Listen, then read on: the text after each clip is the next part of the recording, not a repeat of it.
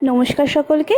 যারা মোটামুটি আমার ভিডিও দেখো তারা তো তোমরা জানোই যে আমি বলেছি যে কেউ যদি তোমরা নিজেদের পাঞ্জাবি বা বিয়ের যে কোনো জিনিস সেরকম ধরো গাছকৌটোগুলো যদি করাতে চাও তো আমার সাথে কন্ট্যাক্ট করতে পারো।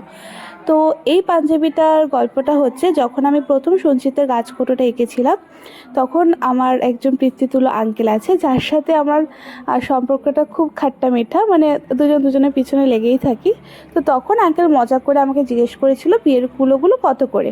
তো আমি সেরকম বলেছিলাম যে মজা করে বলেছিলাম আপনি কার জন্য নেবেন বলুন। তো তখন আঙ্কেল মজার ছিল আমার কথাই বলেছিল। তখন আমি আঙ্কেলকে বলেছিলাম যে আমি কিন্তু পাঞ্জাবিও আঁকি, আপনি কিন্তু চাইলে সেটার অর্ডার দিতে পারেন। তো আঙ্কেল তখন রাজি হয়ে গেল, কারণ আঙ্কেলের পছন্দের পোশাক হচ্ছে পাঞ্জাবি।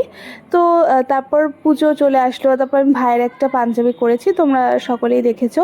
আর এছাড়া পুজো নিয়ে আর অফিসে কাজ নিয়ে আমি ব্যস্ত হয়ে পড়েছিলাম, তো আর করা হয়নি। তো আঙ্কেল তো 2-3 বার জিজ্ঞেস করেছে কিরে আমাকে পাঞ্জাবিটা এঁকে দিবি না, আমি বললাম ঠিক দেবো। তো আমার প্ল্যান ছিল যে দুর্গাপুজোতে দিতে পারিনি ঠিকই, কিন্তু কালী পুজোর আগে আঙ্কেলকে ঠিক আমি পাঞ্জাবিটা রেডি করে দেবো।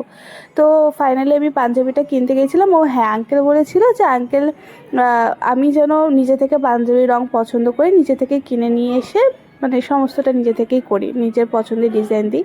তো কিনতে গিয়ে কী হয়েছে, আমি ভুল সাইজ নিয়ে এসেছিলাম। তো এসে তারপর আঙ্কেল আবার বললো যে এটা তো আমার সাইজ নয়। তো আবার গিয়েছি চেঞ্জ করে। তো আগে যে কালারটা নিয়েছিলাম সেটা অনেকটাই মিষ্টি কালার বা পিচ কালার টাইপ অফ কিছু একটা কালার বলতে পারো। দেন চেঞ্জ, তারপর আন্টিও বললো যে না আঙ্কেলটা তো এই কালারের আছে, তুই বরঞ্চ অন্য কোনো কালার নিয়ে। তো আন্টির কাছ থেকে ইনফরমেশান নিলাম যে এই টাইপের কালারটা আঙ্কেলের কাছে নেই। তো ভাবলাম ঠিক আছে, অ্যাকচুয়ালি আঙ্কেল অনেক পাঞ্জাবি পরে। তো আমি বললাম যে ঠিক আছে এটা যখন নিই তখন এটার উপরে ট্রাই করা যাক।